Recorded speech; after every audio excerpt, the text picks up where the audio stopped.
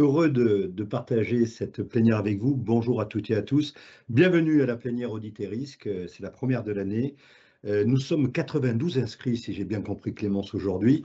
Et je vous dis à toutes et tous, ceux qui étaient inscrits, ceux qui vont arriver, bien sûr, je vous remercie de vous être libérés pour cet événement et ce moment qui est très important pour nous, qui est de la formation, mais de la forme actu, c'est-à-dire avec un côté ludique. Et bien sûr, l'idée, c'est de se grandir pendant cette belle journée. Mais avant de commencer mon introduction, ce que je voudrais, parce qu'il est encore temps, je voudrais vous souhaiter une belle année, une bonne année à vous toutes et à vous tous, une année de santé, une année de bonheur, une année de réussite.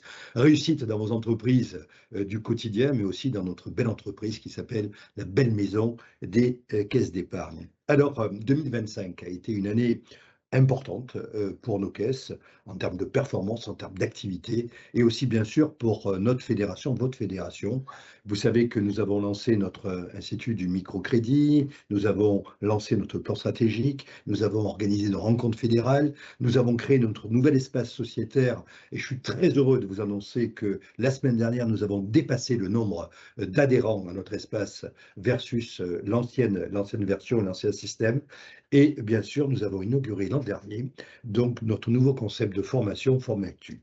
2026 sera aussi très dynamique avec au menu le déploiement du plan stratégique, le renforcement de finances et pédagogie qui fait notre différence, le renouvellement de notre gouvernance, alors pas en 2026, mais on va le préparer en 2026 pour l'acter en 2027, et bien sûr la formation et toujours la formation.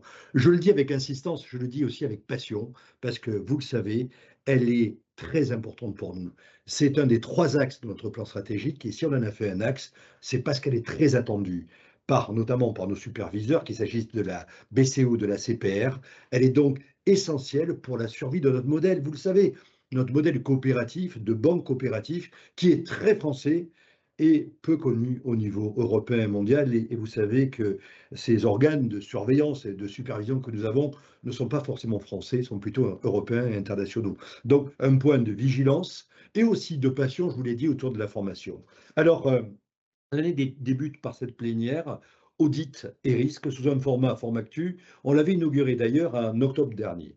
Nous aurons d'autres rendez-vous en 2026 avec un rendez-vous que je voudrais que vous notiez déjà. Ça sera le 30 septembre prochain, qui sera consacré au sujet très important qui là aussi marque notre différence, le sujet de l'ESG, donc l'environnement, le social et la gouvernance, un trépied essentiel, si vous voulez, de la politique de nos banques et de nos caisses, mais aussi de ce qu'attendent nos clients qui nous regardent donc de façon très attentive sur ces sujets, et notamment nos plus jeunes. Nous attachons une grande importance à nos comités. Ils font la vie de nos COS, la vie de nos banques, et avec une attention particulière à ceux qui nécessitent une formation renforcée. Et c'est le cas, bien sûr, vous le savez, des comités spécialisés. Les comités spécialisés, tout particulièrement les 2 comités dont nous allons parler aujourd'hui, audit et risque, sont des organes obligatoires et essentiels, encore une fois, de notre gouvernance. Ils sont obligatoires, mais ils sont aussi essentiels. Pourquoi obligatoires et essentiels, et surtout essentiels?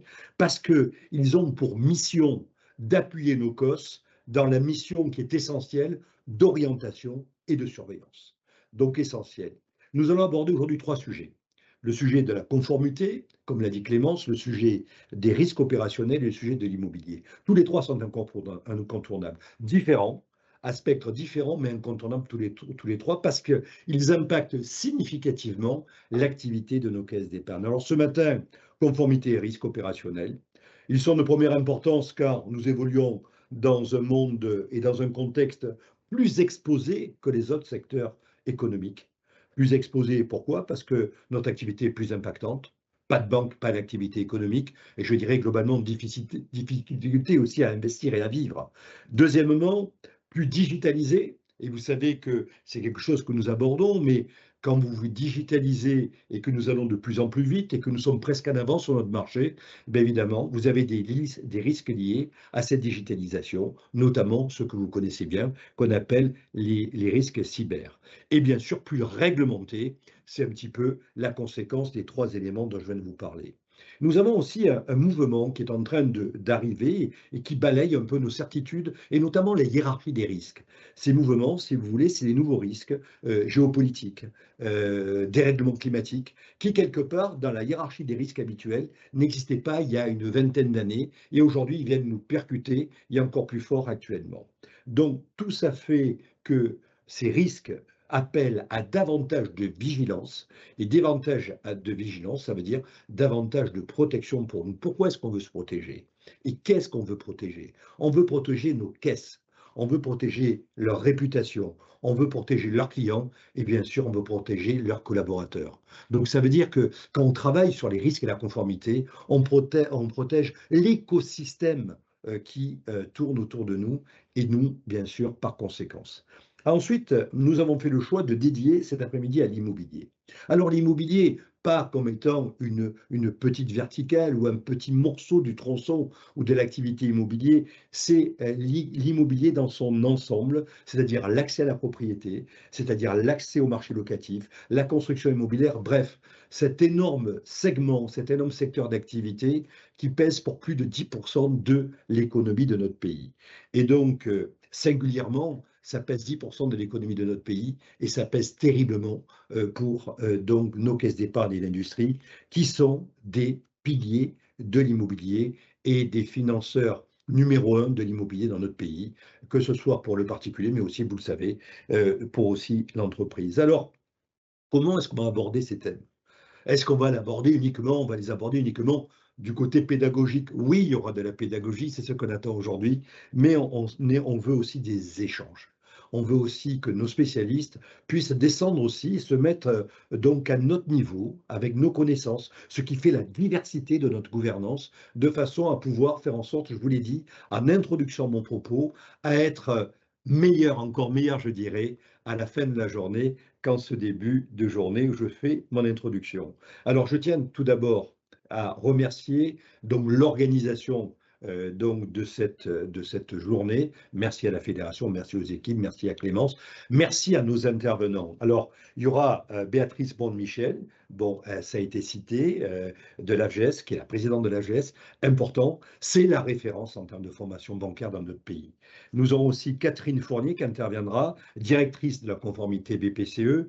Nous aurons Florian Marceau, directeur gouvernance et contrôle des risques de BPCE, avec Erwan Bonnet, directeur des risques de la conformité et des contrôles permanents aussi de la Caisse d'épargne Île-de-France. Nous aurons Sophie Didelot, directrice des risques de crédit du groupe BPCE, Sébastien Devancé, directeur général BPCE Solutions Immobilières, et Bernard Cartier, économiste, directeur des études et prospectives du groupe BPCE.